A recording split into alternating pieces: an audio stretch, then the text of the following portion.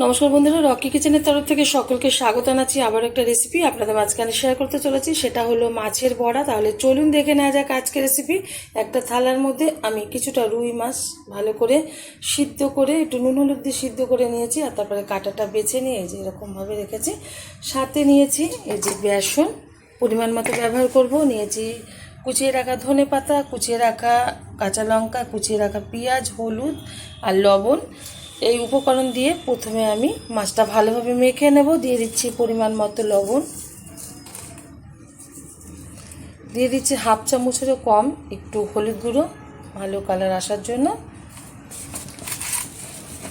দিয়ে দেবো কুচিয়ে রাখা ধনে পাতা, পেঁয়াজ আর কাঁচা লঙ্কা একসাথে আমি ঢেলে দিচ্ছি।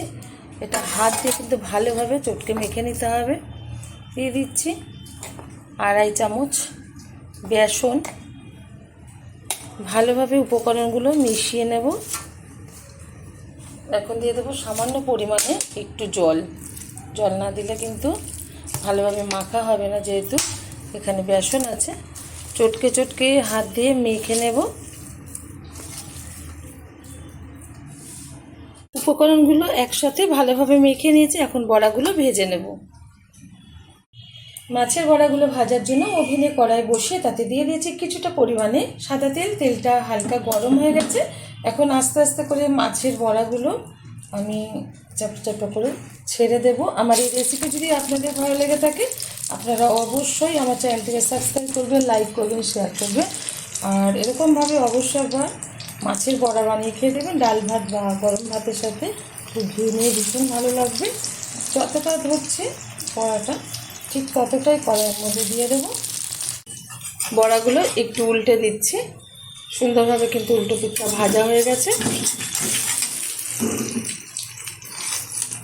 এটা কিন্তু খেতে ভীষণ ভালো লাগে। যারা জানেন তাদের তো বলে দিতে হবে না, যারা জানেন না অবশ্যই ট্রাই করবেন। আশা করি আপনাদের যে কোনো মাছ দিয়ে আপনারা করতে পারেন, এই বড়া ভাজাটা ভালো লাগবে। অনেকে কিন্তু গরম গরম ভাতের সাথে বড়া খেতে খুবই পছন্দ করে।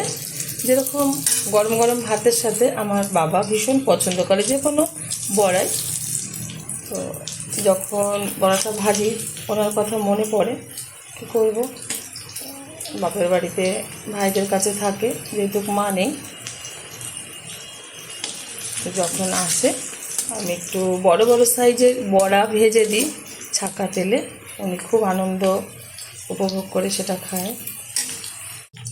উল্টে পাল্টে বড়াগুলো ভালোভাবে ভেজে নিয়েছি, হয়ে গেছে। তুলে নিচ্ছি একটা পাত্রে।